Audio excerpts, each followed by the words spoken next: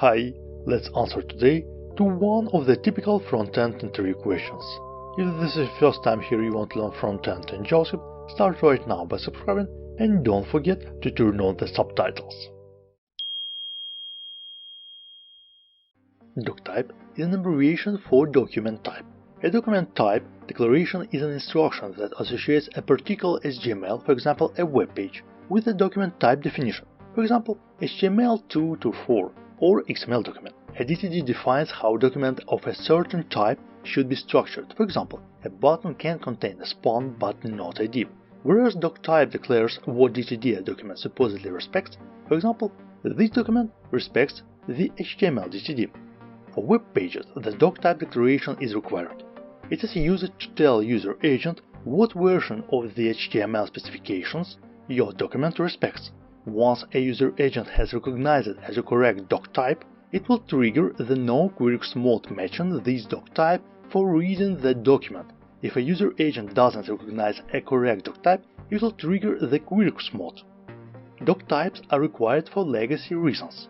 Including the DOCTYPE in a document ensures that the browser makes a best effort attempt at following the relevant specifications. The DOCTYPE declaration for the HTML5 standard is DOCTYPE HTML.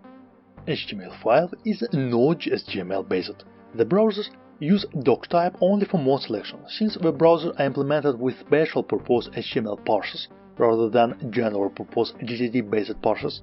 They don't use DTDs and will never access them even if a URL is provided. The difference between HTML and XHTML is following. The Extensible Hypertext Markup Language, or XHTML, has two important nodes for front-end developers. It needs to be well-formatted, meaning all elements need to be closed and nested correctly, or it returns an error. Since it is more strict than HTML, it requires less pre-processing by the browser, which may improve the performance of a site.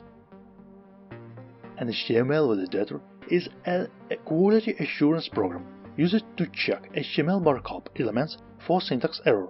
A validator can be a useful tool for HTML users who receive data electronically from a variety of input sources.